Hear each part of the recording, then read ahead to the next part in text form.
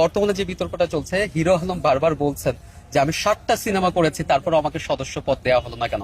অনেকে একটা দুইটা সিনেমা করেও সদস্য পদ পাচ্ছে, আবার অনেকে সিনেমাই করে নাই। আমি আমাদের যে শিল্পী সমিতির যে সংবিধান আছে, সেই সংবিধান মোতাবেক যদি হিরো আলম সাহেব পড়ে থাকেন, তাহলে তাকে আন্ডাউটি দেওয়া উচিত ছিল। আর সেই সংবিধানের বাইরে যে যদি কাউকে একটা সিনেমাও করে যদি কাউকে দেওয়া হয়ে থাকে, আমি সেটা তীব্র নিন্দা জ্ঞাপন করছি। আনডাউটলি ববিতাবাও কয়েকদিন আগে বলেছেন যে শিল্পী সমিতির গঠনতন্ত্রে যা আছে, একজন শিল্পী সমিতির মেম্বার হবার জন্য যা যা দরকার তোমাকে তাই করতে হবে, তাহলে তুমি মেম্বার হতে পারবে। ওকে ভাই, সর্বশেষ আপনি অনেক ক্লান্ত মনে হচ্ছে, সর্বশেষ দর্শকদের উদ্দেশ্যে কি বলবেন? আপনারা যারা অনেক দূর দূরান্ত থেকে দেখছেন, আজকে ইলেকশনের দিন, আপনারা সবাই দোয়া করবেন যদি ইলেকশনটা সুস্থ সুন্দর মতন হয়। আর সকলে আমার জন্য দোয়া করবেন। যারা আমার ভিউয়ার্স আছে, অন্যজনেও ভিউয়ার যারা আছেন, সকলের প্রতি আমার রইল শুভেচ্ছা, ভালোবাসা, অভিনন্দন দিব আমরা পরবর্তী যারা জিতে আসবে।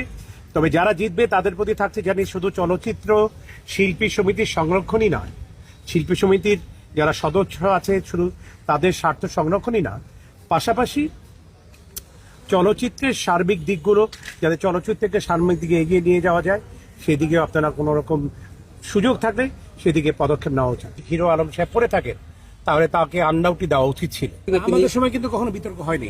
আমাদের অনেক মেন্টালিটি পরিবর্তন হওয়া দরকার আছে। তো আমাদের শিল্পী সমিতি সেই ধরনের একটা স্ট্যান্ডার্ড থাকা উচিত, সেই ধরনের ইলেকশন হওয়া উচিত।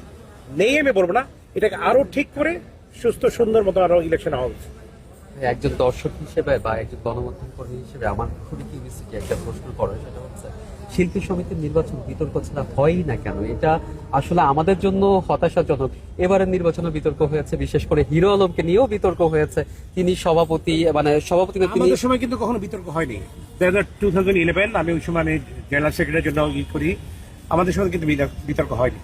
পরবর্তীতে হয়তোবা আমরা বিতর্ক করতে ভালোবাসি, জন্য বিতর্ক করি।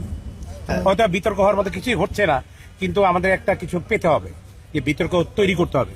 That's what we are doing. ভাই, আপনি যদি বিরক্ত না হন, আপনাকে একটা প্রশ্ন করতে হয়, কারণ আপনি ইন্ডাস্ট্রির একটা পিলার এবং কিংবদন্তি একজন অভিনেতা। আপনার একটা কিংবদন্তি কিনা যায় না, তবে আমি ইন্ডাস্ট্রির সাথে আমি নিয়ার অ্যাবাউট 86 থেকে আছি।